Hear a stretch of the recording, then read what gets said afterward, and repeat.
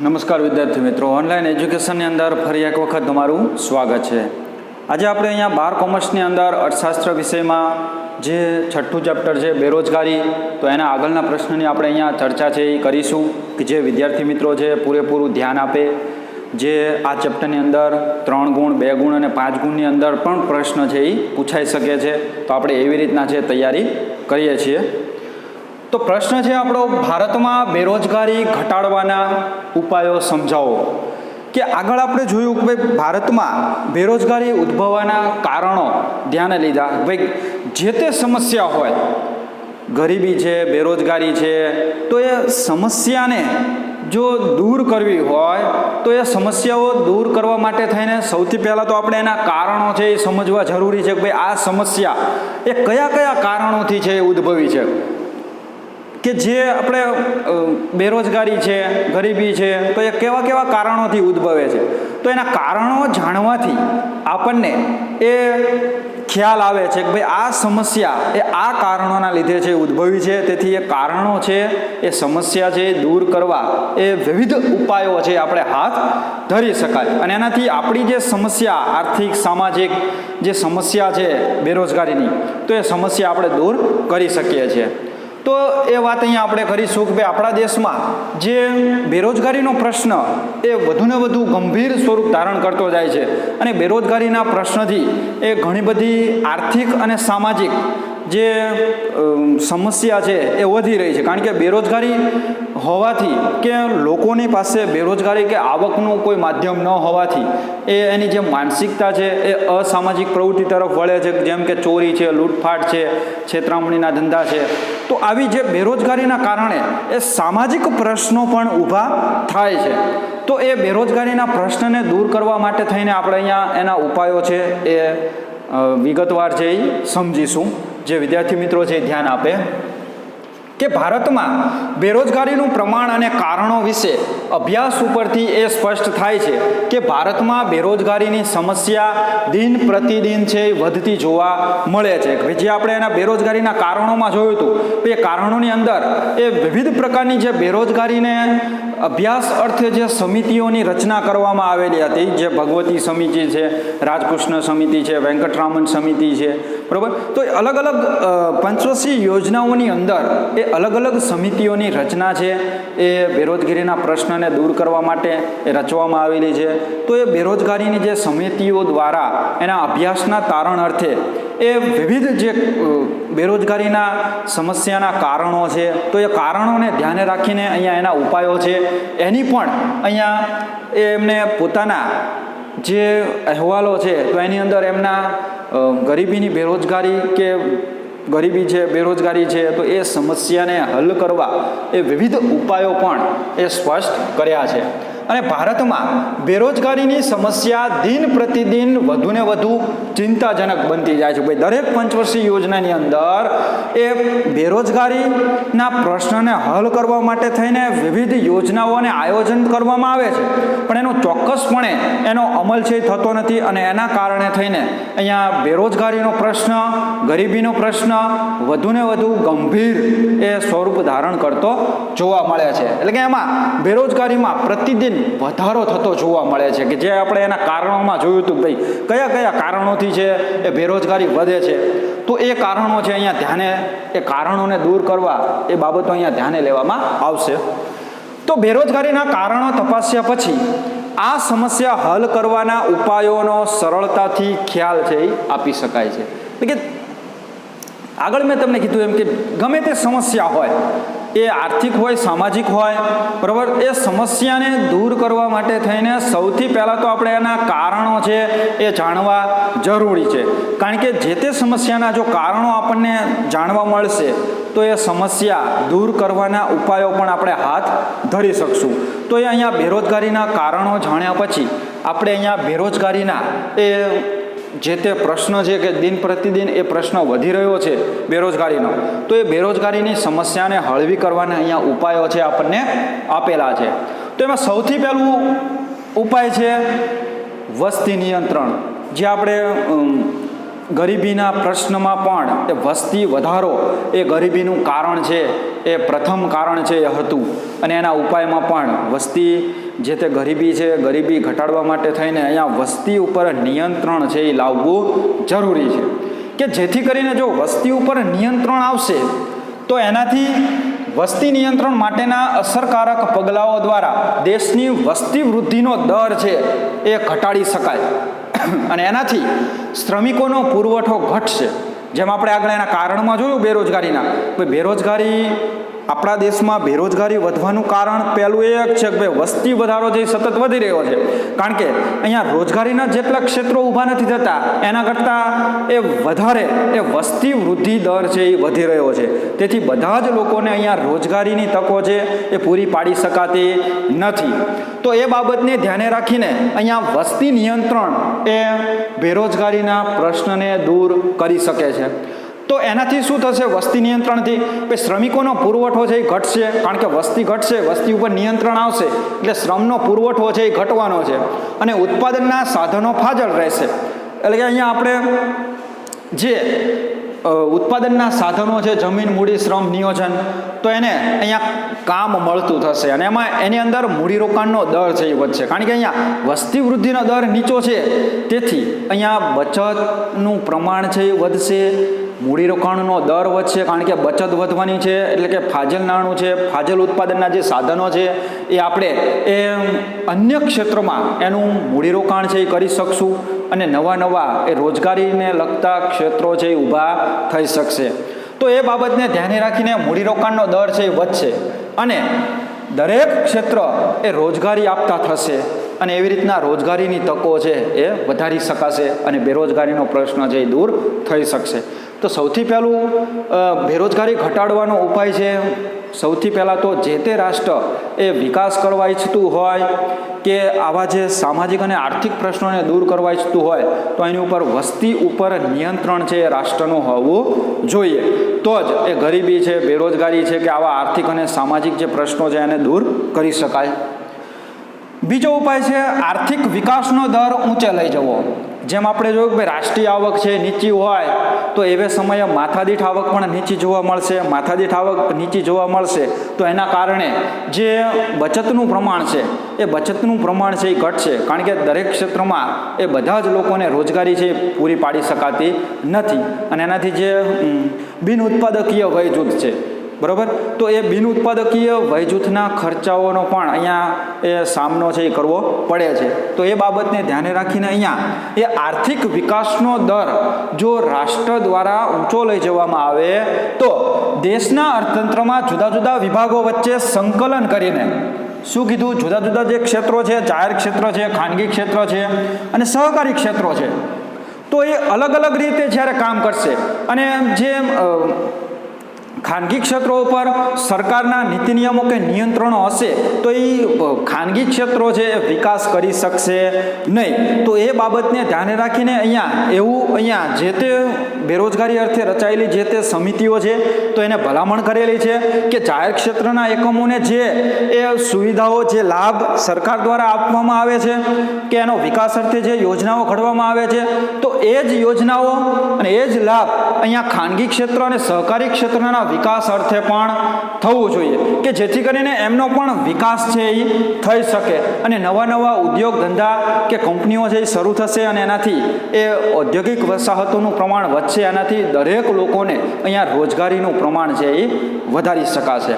તો આવી રીતના જે જાહેર ક્ષેત્રો ઉપર વધારે સરકારનું પ્રભુત્વ હતું કે જાહેર ક્ષેત્રને વધારે મહત્ત્વ આપવામાં આવતું હતું, જાહેર ક્ષેત્રો ઉપર વધારે મૂડીરોકાણ કરવામાં આવતું હતું, તો એનાથી જાહેર ક્ષેત્રમાં ઘણી બધી સમસ્યાઓ ઊભી થતી હતી અને ખાસ જે ખાનગી ક્ષેત્રો છે કે જે ઘણા સમયથી એ રોજગારીની તકો એ સૌથી વધારે જો પૂરી પાડતું હોય તો એ છે ખાનગી ક્ષેત્ર, ખાનગી એકમો કે જે વધુને વધુ રોજગારીની તકો છે એ પૂરી પાડે છે. તો એ અહીંયા દરેક વિભાગ વચ્ચે એટલે કે જાહેર, ખાનગી, સહકારી એ દરેક વિભાગ વચ્ચે સંકલન કરવું જોઈએ, એટલે કે બધાએ સાથે મળીને એ સ્વસ્થ હરીફાઈ છે એ કરવી જોઈએ કે જેથી કરીને નવા નવા એ ધંધા ઉદ્યોગ છે એ શરૂ કરી અને જે બેરોજગારીનો પ્રશ્ન છે એ દૂર કરી શકાય. વગેરે ઔદ્યોગિક ક્ષેત્રે મૂડીરોકાણ વધારવું જોઈએ. એટલે કે મૂડીરોકાણ વધશે એટલે કે નવા નવા પ્લાન્ટ, નવા નવા ઉદ્યોગ ધંધા, નવી નવી કંપનીઓ છે એ શરૂ થશે. કારણ કે મૂડીરોકાણનું ક્ષેત્ર છે વધશે તો એવે સમયે અહીંયા નવા પ્લાન્ટ છે, નવી જે તે ઔદ્યોગિક વસાહતો છે એ શરૂ કરવી પડશે અને એનાથી લોકોને અહીંયા રોજગારીની તકો છે એ પૂરી પાડી શકાશે. ત્યારબાદ જે કૃષિ ક્ષેત્ર છે તો કૃષિ ક્ષેત્રે સિંચાઈ તેમજ અન્ય જરૂરી સવલતો છે એ પૂરી પાડવી જોઈએ ઉદ્યોગો દ્વારા. બરોબર કે જે આપણા દેશની મુખ્ય આર્થિક પ્રવૃત્તિ છે એ કૃષિ છે. ભાઈ વધુને વધુ લોકો આપણા રાષ્ટ્રના એ વધુને વધુ લોકો છે એ કૃષિ વ્યવસાય સાથે સંકળાયેલા છે.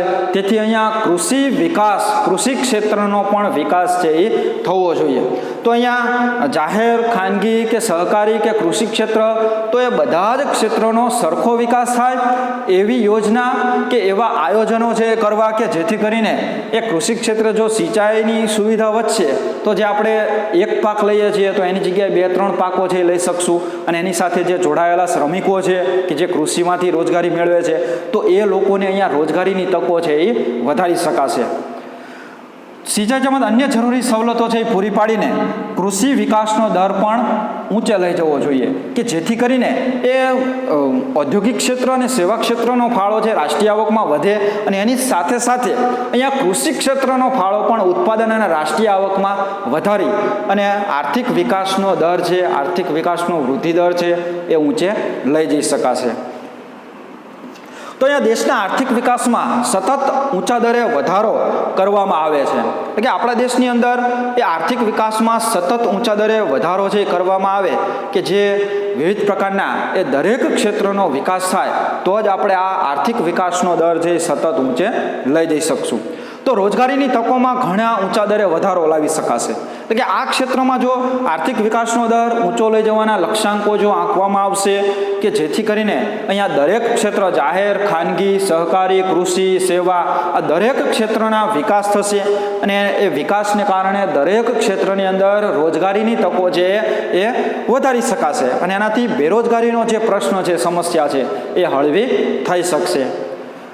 ત્રીજો મુદ્દો છે આપણો, ત્રીજો ઉપાય છે રોજગારલક્ષી આયોજન કરવું જોઈએ. એટલે કે અહીંયા એ સરકારી અને સામાજિક જે સંસ્થાઓ છે તો એમને અહીંયા રોજગારલક્ષી આયોજનો ઘડવા જોઈએ. તો એવું અહીંયા જે વિવિધ પ્રકારની જે સમિતિઓ છે એની રચના કરવામાં આવેલી છે તો એના ઉપાય અર્થે, બેરોજગારીના ઉપાય અર્થે એ રોજગારલક્ષી આયોજનને પણ પ્રાધાન્ય છે આપવામાં આવેલું છે કે રોજગારલક્ષી ઉદ્યોગોની સ્થાપના અને વિકાસ કરવાથી વપરાશી વસ્તુઓનું ઉત્પાદન છે એ વધશે.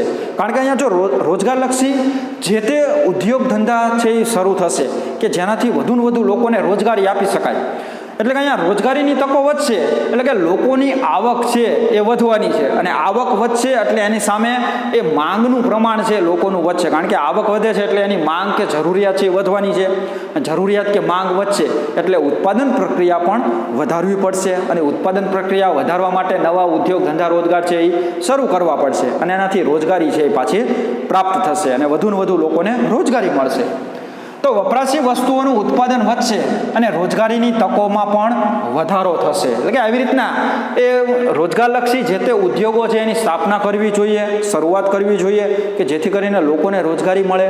લોકોને જો રોજગારી મળશે તો એની આવકનું પ્રમાણ છે એ આપોઆપ વધવાનું છે.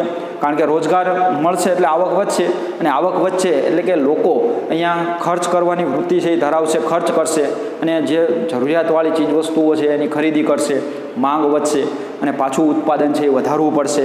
તો આવી રીતના એ ઉત્પાદન વધશે એટલે પાછી રોજગારીની તકો છે એ વધશે. તો એ માટે થઈને અહીંયા બાંધકામ ક્ષેત્રે રોજગારલક્ષી આયોજન કરી રોજગારની તકો છે એ વધુ સર્જી શકાય છે. એટલે કે જે બાંધકામ ક્ષેત્રો છે કે જેમ કે આપણે જે તે ઔદ્યોગિક ક્ષેત્રની રચના થશે, નવા નવા ઉદ્યોગ ધંધા રોજગાર શરૂ થશે તો એ બાંધકામ એનું કરવામાં આવશે. રોડ રસ્તા છે, પુલ છે, નદી નહેરોના જે તે નિર્માણ કરવા અર્થે, ત્યારબાદ જે તે ઔદ્યોગિક વસાહતોના નિર્માણ અર્થે એ રોજગારલક્ષી આયોજન છે એ ઘડવામાં આવે કે જેથી કરીને લોકોને રોજગારી છે એ પૂરી પાડી શકાય અને એનાથી રોજગારીની તકો છે એ સર્જી શકાશે. તેમજ શ્રમ પ્રધાન ઉત્પાદન પદ્ધતિનો વધુ ઉપયોગ કરી બેરોજગારીની સમસ્યા છે એ ઘટાડી શકાય. કે આપણા દેશની વાત કરીએ ભારતની, તો આપણા દેશમાં શ્રમનો પુરવઠો છે એ વધારે છે પણ રોજગારીની તકો તો ઓછી છે. તો એ માટે થઈને અહીંયા એવી આપણે અહીંયા ઉત્પાદન પદ્ધતિનો ઉપયોગ કરવો જોઈએ જે શ્રમ પ્રધાન હોય, કે જ્યાં વધારે એ માનવ શ્રમનો ઉપયોગ થતો હોય. તો એવા એ ઉત્પાદન પદ્ધતિ અને ઉદ્યોગોનો વિકાસ છે કરવો કે જેથી કરીને વધુને વધુ લોકોને રોજગારી પ્રાપ્ત થાય અને બેરોજગારીનો પ્રશ્ન છે એ હલ કરી શકાય. તો એ માટે થઈને અહીંયા મૂડી પ્રધાન નહીં પણ શ્રમ પ્રધાન ઉત્પાદન પદ્ધતિ આપણા દેશ માટે વધારે અનુકૂળ છે. કારણ કે આપણા દેશમાં એ વસ્તીનું પ્રમાણ વધારે છે, તેથી શ્રમનો પુરવઠો વધારે છે, તેથી બધા જ લોકોને અહીંયા એ રોજગારીની તકો છે એ મળી રહે. તો એ માટે થઈને આપણા દેશમાં એ શ્રમ પ્રધાન ઉત્પાદન પદ્ધતિ વધારે અનુકૂળ છે. તો એવા ક્ષેત્રોની અંદર શ્રમ પ્રધાન ઉત્પાદન પદ્ધતિનો ઉપયોગ કરવો કે જેથી કરીને એ બેરોજગારીનો પ્રશ્ન હલ કરી શકાય. ત્યારબાદ રોજગારલક્ષી શિક્ષણ પૂરું પાડવું જોઈએ, કે જે આપણે આગળ એના કારણોમાં જોયું હતું બેરોજગારીના. ભાઈ શિક્ષણ વ્યવસ્થાની ખામી છે. ભાઈ શિક્ષણ વ્યવસ્થા છે આપણા દેશની એ જે તે ધંધા ઉદ્યોગ રોજગારને અનુલક્ષીને એ શિક્ષણ વ્યવસ્થા ગોઠવવી જોઈએ, તો એ શિક્ષણ વ્યવસ્થા ગોઠવવામાં આવેલી નથી. તેથી અહીંયા એ સૂચન કરવામાં આવેલું છે ભાઈ આપણા દેશમાં જે બેરોજગારીનો પ્રશ્ન હલ કરવો હોય તો અહીંયા રોજગારલક્ષી શિક્ષણ એ પૂરું પાડવું જોઈએ. એવી શૈક્ષણિક સંસ્થાઓ કે જે તાલીમી જે સંસ્થાઓ છે, તાલીમી કોલેજો છે, તો એની શરૂઆત કરવી અને અભ્યાસક્રમો છે એવા દાખલ કરવા કે જેથી કરીને એ કોઈને કોઈ રોજગારી છે એ કરી શકે. તો વેપાર, વાણિજ્ય, ખેતી અને ઉદ્યોગ ક્ષેત્રને અનુરૂપ વ્યવસાયલક્ષી શિક્ષણ અને તાલીમ છે એ આપતા અભ્યાસક્રમ વધુ પ્રમાણમાં શરૂ કરવા જોઈએ. એટલે કે આપણા દેશની સરકારને અહીંયા વિવિધ પ્રકારની જે તે સમિતિઓ બેરોજગારી અર્થે, ગરીબી અર્થે રચાયેલી છે. તો એના અભ્યાસ અર્થે રચાયેલી જે સમિતિઓ છે તો એમને ભલામણ કરેલી છે કે ભાઈ આપણા દેશમાં એ રોજગારલક્ષી શિક્ષણની ખામી છે, તો એ ખામી તો પહેલાં દૂર કરવી જોઈએ. કે ભાઈ અહીંયા આપણા દેશની અંદર જે તે ધંધા, વ્યવસાય, રોજગાર છે, જેમ કે વેપાર વાણિજ્ય આપણા દેશમાં જે વિકાસ થઈ રહ્યો છે, ત્યારબાદ ખેતી ક્ષેત્ર, ઉદ્યોગ ક્ષેત્રની અંદર જે અનુરૂપ એટલે કે એવા ઉદ્યોગોને અનુરૂપ અહીંયા શિક્ષણ વ્યવસ્થા કે તાલીમની વ્યવસ્થા છે એ ગોઠવવી જોઈએ કે જેથી કરીને એ તાલીમ કે શિક્ષણ લીધા બાદ એને તરત જ રોજગારી છે એ પૂરી પાડી શકાય. તો એ માટે થઈને અહીંયા રોજગારલક્ષી શિક્ષણના આયોજનો કરવા જોઈએ કે જેથી કરીને જે વિવિધ પ્રકારના જે અભ્યાસક્રમોની અંદર ખામી છે તો એ વ્યવસાયલક્ષી અભ્યાસક્રમો જે દાખલ કરવા. તો એમ આપણે જોઈ શકીએ છીએ કે વિવિધ પ્રકારની જે આઈટીઆઈ સંસ્થાઓ છે, ત્યારબાદ જે પોલિટેકનિકો છે, બરાબર, એન્જિનિયરિંગ કોલેજો છે, તો એનો વ્યાપ અને એનો પ્રસાર છે એ હવે આપણા દેશમાં વધી રહ્યો છે. કારણ કે એ જે તે વ્યવસાયલક્ષી શિક્ષણ મેળવશે, રોજગારલક્ષી શિક્ષણ મેળવશે તો એનાથી એને જે શિક્ષણ પૂરું કર્યા બાદ એને બેરોજગાર છે એ રહેવું પડશે નહીં, અથવા તો એને અન્ય રાષ્ટ્રમાં કે અન્ય જગ્યાએ સ્થળાંતર છે કરવું પડશે નહીં. એ જ જગ્યાએ એને રોજગારીની તકો છે એ પૂરી પાડવામાં આવે. તો એ રોજગારલક્ષી શિક્ષણ જ્યારે મેળવશે તો એ શિક્ષણ પૂરું કર્યા બાદ એને અહીંયા જ રોજગારી છે એ પૂરી પાડવામાં આવે. તો એ બાબતને ધ્યાને રાખીને આપણા દેશની અંદર જેવા ધંધા, વ્યવસાય, રોજગાર કે ઉદ્યોગો છે તો એને અનુરૂપ એના તાલીમી સંસ્થાઓ છે કે શિક્ષણ આપતી સંસ્થાઓ છે એ ઊભી કરવી કે જેથી કરીને એ બેરોજગારીનો પ્રશ્ન છે એ દૂર કરી શકાય. પાંચમું છે ઉપાય, ગૃહ અને નાના પાયાના ઉદ્યોગોનો વિકાસ કરવો જોઈએ. કારણ કે આપણા દેશની અંદર જે શ્રમનો પુરવઠો છે એ વસ્તી વધારે હોવાને કારણે શ્રમનો પુરવઠો વધારે છે અને એ શ્રમનો પુરવઠો એવો છે કે ભાઈ બિન તાલીમ છે, બિન કુશળ છે અથવા તો અશિક્ષિત છે વર્ગ છે ગ્રામ્ય ક્ષેત્રનો, બરાબર.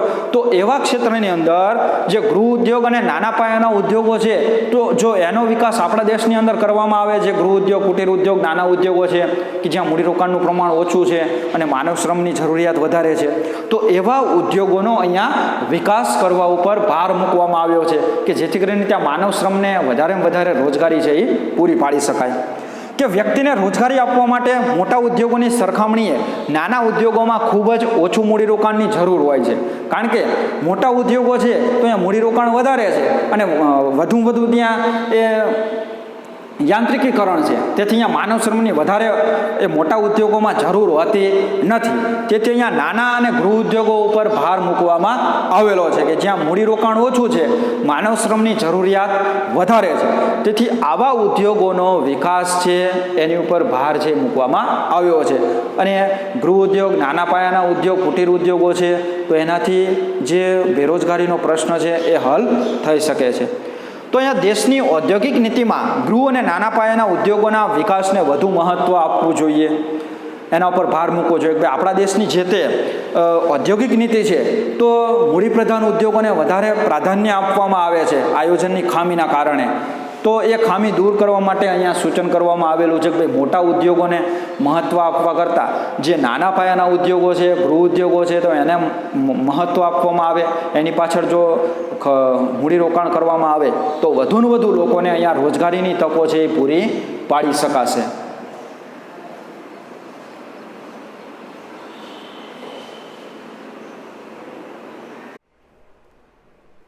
ત્યારબાદ આપણે વાત કરીએ તો છઠ્ઠો મુદ્દો છે આંતરમાળખાકીય સેવાઓનો વિકાસ કરવો જોઈએ. કે આંતરમાળખાકીય સેવાઓનો જો ગ્રામ્ય ક્ષેત્રે કે પછાત ક્ષેત્રમાં જો વિકાસ કરવામાં આવશે તો ગ્રામ્ય ક્ષેત્રે અને પછાત જે વિસ્તારો છે, અંતરિયાળ વિસ્તારો છે, તો ત્યાં જો આંતરમાળખાકીય સુવિધાઓ વધારવામાં આવશે તો એ બેરોજગારીનો પ્રશ્ન છે એ હલ થઈ શકશે. તો એ માટે થઈને અહીંયા આંતરમાળખાકીય સુવિધાઓ છે કે રોડ રસ્તાનું નિર્માણ કરવું, ત્યારબાદ જે વીજળીની સુવિધા છે, ત્યારબાદ જે પાણીની વ્યવસ્થા છે, ત્યારબાદ જે વિવિધ પ્રકારના સંદેશાવ્યવહારના જે તે માધ્યમો છે તો એનો વિકાસ કરવો, ત્યારબાદ જે બેન્કિંગની વ્યવસ્થા છે, વીમાની વ્યવસ્થા છે. તો આવી જે આંતરમાળખાકીય જે સુવિધાઓ છે એ ગ્રામ્ય વિસ્તારોમાં કે પછાત વિસ્તારોમાં જો આંતરમાળખાકીય સુવિધાઓમાં એ વધારો કરવામાં આવશે તો એ આંતરમાળખાકીય સુવિધાઓને કારણે એ નવા નવા ઉદ્યોગ ધંધા રોજગાર છે ત્યાં આવશે અને ત્યાં સ્થપાશે અને એનાથી આજુબાજુના વિસ્તારના લોકોને એ રોજગારીની તકો છે એ પૂરી પાડી શકાશે. અને એનાથી કૃષિ ક્ષેત્ર અને તેની સાથે સંકળાયેલા ક્ષેત્રોમાં રોજગારીનું પ્રમાણ છે એ વધારી શકાશે. એટલે કે આવી રીતના જો જે વિસ્તારની અંદર આંતરમાળખાકીય સુવિધાઓ જો સારા પ્રમાણમાં વિકાસ પામેલી હોય તો એવા ક્ષેત્રની અંદર એ ઉદ્યોગો છે એ આકર્ષાશે અને ઉદ્યોગો ત્યાં સ્થપાશે. અને એમને જો ઉદ્યોગોને એ આંતરમાળખાકીય સુવિધાઓ પૂરતા પ્રમાણમાં મળતી હશે તો એ ઉદ્યોગો અહીંયા સ્થપાવવાના છે અને એનાથી આજુબાજુના વિસ્તારના લોકોને રોજગારીની તકો છે એ પણ પૂરી પાડી શકાશે. તો એવી રીતના એ આંતરમાળખાકીય સેવાઓ જો વધારવામાં આવે, આંતરમાળખાકીય સુવિધાઓ વધારવામાં આવે તો એનાથી પણ બેરોજગારીનો પ્રશ્ન છે એ હલ થઈ શકશે. પરિણામે બેરોજગારીની સમસ્યા ઘટવા લાગશે. ભાઈ અહીંયા આંતરમાળખાકીય સુવિધાઓ એ જે તે વિસ્તારના લોકો છે એ આગળ આપણે એના કારણમાં જોયું હતું કે ભાઈ શ્રમનો અહીંયા સ્થળાંતરના પ્રશ્નો છે કે શ્રમિકો છે એની જે એક જગ્યાએથી બીજી જગ્યાએ ન જવાનું કારણ પણ એ રહેલું છે કે ભાઈ એને જે તે એ આંતરમાળખાકીય સુવિધાઓ છે એ પૂરતા પ્રમાણમાં વિકાસ ન પામ્યો હોય તો એના કારણે થઈને પણ શિક્ષણ છે, આરોગ્ય છે, રોડ રસ્તા છે, સંદેશાવ્યવહાર છે, બેન્કિંગ છે, જો એનો વિકાસ છે ત્યાં જ કરવામાં આવશે તો અહીંયા શહેરીકરણનું પ્રમાણ ઘટશે. શહેરી ઉપર જે સ્થળાંતરનો જે પ્રશ્ન છે તો એ પણ ઘટશે. ભાઈ ગામડામાંથી લોકો જે શહેરમાં એ સ્થળાંતર કરે છે અને એનાથી શહેરીકરણ અને શહેરમાં ઘણી બધી સમસ્યાઓ ઊભી થાય છે. બેરોજગારી છે, ગરીબી છે, અસામાજિક પ્રવૃત્તિ છે, તો એ ઘટી જશે અને એને ગ્રામ્ય વિસ્તારમાં જ આ આંતરમાળખાકીય સુવિધાઓ જો મળતી થશે તો એનાથી રોજગારીનું પ્રમાણ પણ વધારી શકાશે. સાતમો મુદ્દો છે કે કૃષિ ક્ષેત્રે હરિયાળી ક્રાંતિનો વેગ અને વિસ્તાર કરવો. ભાઈ આપણા રાષ્ટ્રની સરકારે એ હરિયાળી ક્રાંતિનો વેગ અને વિસ્તાર તો કર્યો છે પણ એની મર્યાદાઓ ઊભી થઈ છે. ભાઈ અમુક જ રાજ્યો પૂરતો, અમુક જ જે પ્રદેશો પૂરતો અહીંયા હરિયાળી ક્રાંતિનો વેગ છે એ જોવા મળે છે.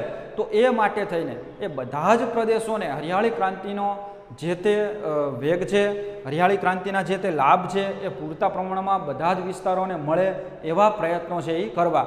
કારણ કે અહીંયા હરિયાળી ક્રાંતિ છે એ કૃષિ સાથે જોડાયેલો છે, તેથી અહીંયા આપણા દેશની વધુને વધુ વસ્તી છે એ વધુને વધુ પ્રદેશો છે, વસ્તી છે એ કૃષિ સાથે જોડાયેલી છે અને કૃષિમાંથી આવક અને રોજગારી છે એ મેળવે છે.